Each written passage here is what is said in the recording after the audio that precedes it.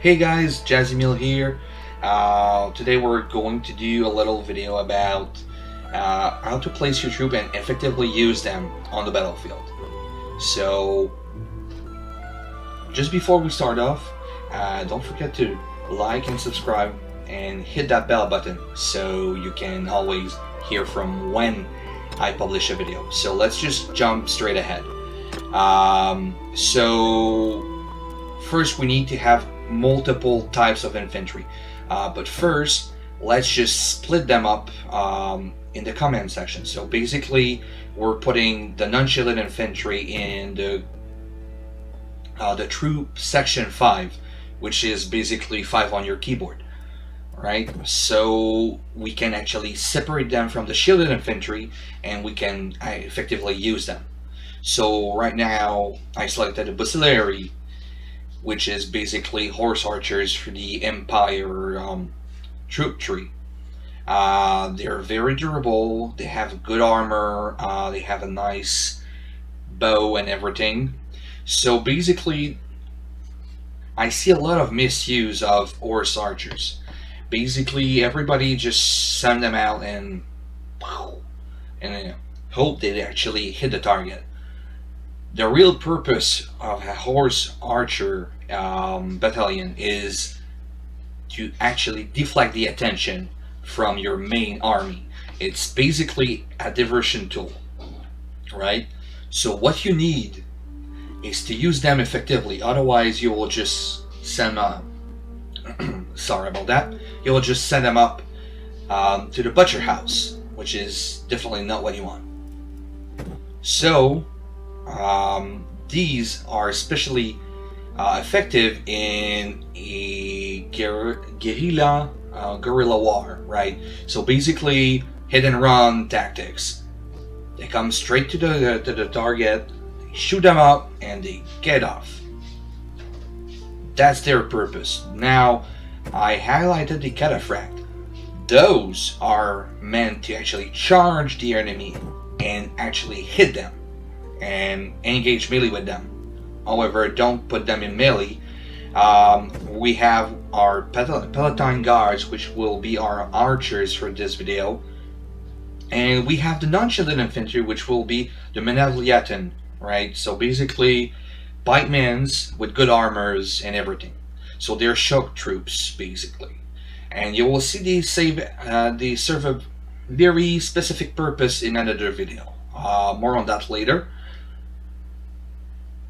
So we're going to do a line of melee, pretty simple, pretty basic. So shielded infantry in a shield wall first, then we're going to do the non-shielded infantry right behind in a loose formation style.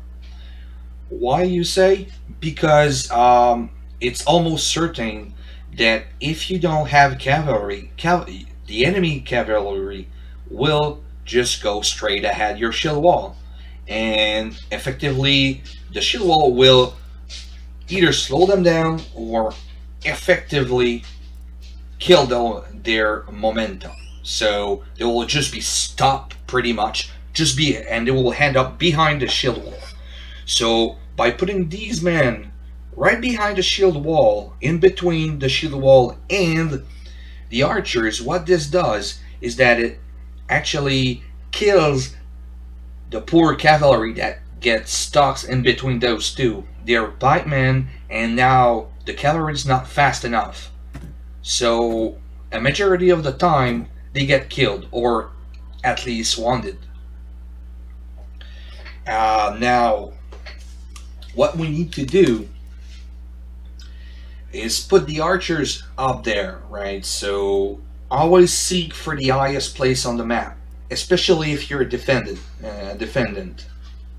Okay, if you defend yourself, put your archers way above the line of melee.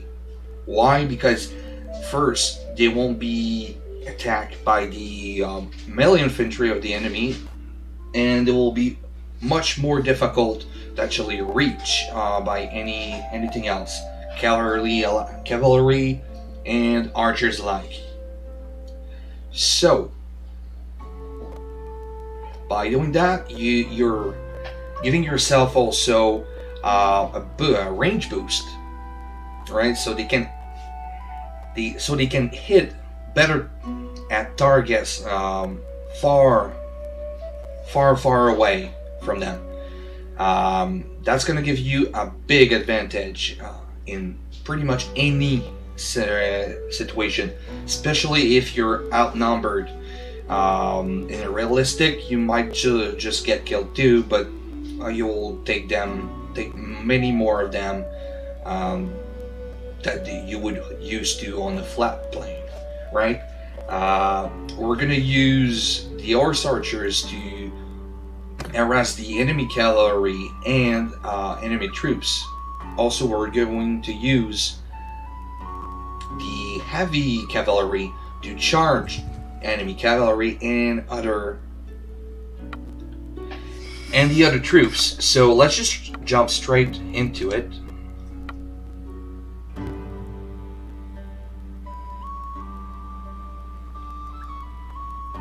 Oh yeah, I forgot. I was in a kingdom right now, so I couldn't really declare war on anything. So yeah, I was in a war, so I forget that. So let's just leave this kingdom and let's go and jump straight ahead. Yield or fight, bitch. Alright, so let's just go straight into it.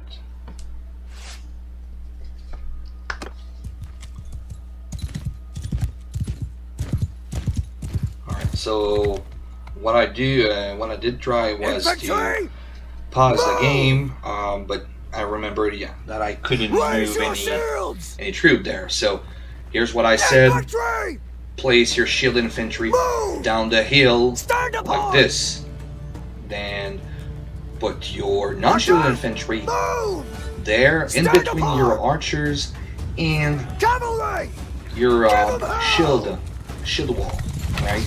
So again, in loose formation, that's exactly what I did there. And then I realized that I had a majority, I was facing a majority cavalry, so yeah, I had to send straight out all my cavalry, but see, that's what I meant there.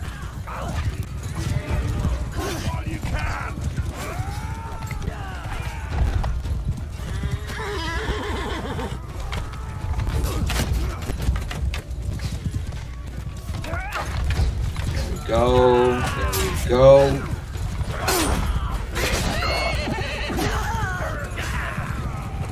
Now, the infantry line is still moving there, so they're not moving, they're just still. They're standing still right there and waiting for the cavalry to finish up, which is, in my opinion, a wasted opportunity to actually move your infantry troops a little bit higher or in a better advantage position.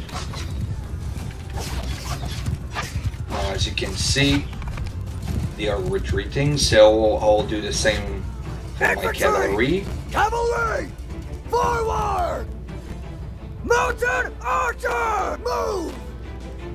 There you go. Same thing with the horse archers. So they're all coming back, and they will be bringing a couple of their friends. Yeah! Now they're moving, so you see that I see this as a wasted opportunity to actually start and move out to get a better position / advantage. And whoa, wait a second there. So yeah, I just sent my cavalry back so I can actually escape and not die, because I'm playing realistic here. So I can get killed pretty much quicker than any other challenging mode. So now I'm just going to take my cavalry, and I'm going to try to see where they are at. So maybe I can move my infantry. Oh, nope. Now they're moving. Horse archer, onward! So let's just go back to the melee line. So I'm going to send my horse archers to harass the moving enemy. That also has an effect on morale, because in this game, morale is basically how long can they endure the actual combat. So quickly, morale. If you don't have morale, your troops will rout, basically. And there we go.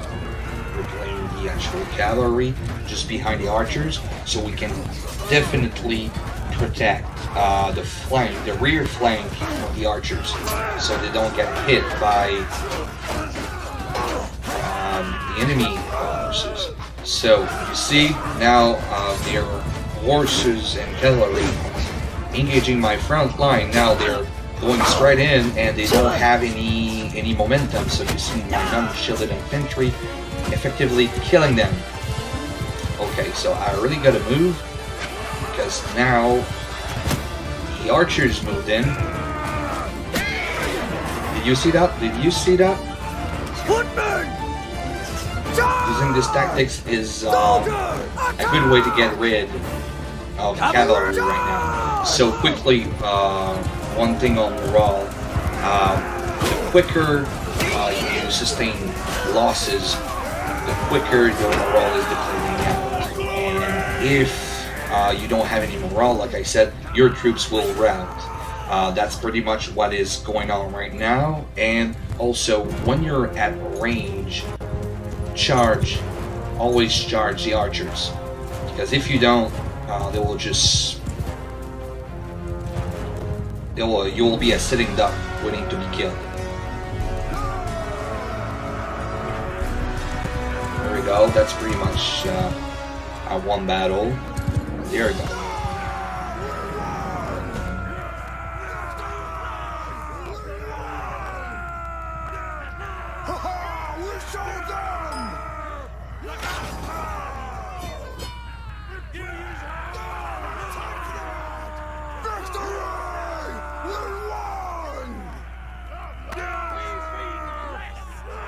So do you see?